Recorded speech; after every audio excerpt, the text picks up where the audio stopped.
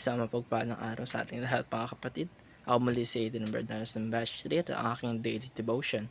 At ngayong araw ay pag-uusapan natin ay the purpose of angels.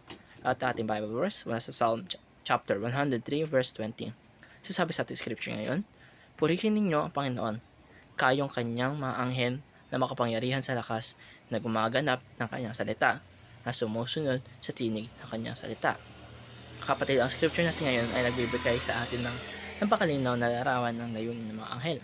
Hindi lamang sila inilalarawan bilang sentro ng pagsamba o tagapagligtas ng tao, kundi bilang mga nilalang na masunurin, nakapangyarihan at nakatuon sa kalooban ng Diyos. Ang kanilang mga pangunahing tungkulin ay purihin ng Panginoon at isagawa ang kanyang mga utos. Una dito mga kapatid, binibigyan din ng talata natin, ang scripture natin ngayong araw, na ang mga anghel ay makapangyarihan sa lakas. Pinapakita nito na sila ay nilalang na may kakayahan at kapangyarihan na higit sa tao. Gayunpaman mga kapatid, ang kanilang lakas ay hindi ginagamit para sa sariling layunin. Ito ay labos na kapailalim sa awtoridad ng Diyos. Ang tunay na lakas ayon sa Biblia ay nakikita sa ganap na pagsunod. Ikalawa, sasabi ng mga anghel ay gumaganap ng kanyang salita. Ibig sabihin, sila ay mga tagapagpatubad ng kalooban ng Diyos. Sa buong Biblia mga kapatid, makikita natin ang mga anghel bilang mga mensahero, tagapagtanggol at minsan ay tagat-hatol, ngunit palagi silang kumikilos ayon sa utos ng Diyos, hindi sa sarili nilang kagustuhan. Ang ikatatlo, ang mga anghel ay sumusunod sa tinig ng kanyang salita, sa tinig dating Panginoon. Ipinapakita nito ang kanilang agarang pagsunod, walang pag-aalinlangan, walang pagtutol, wala silang reklamo.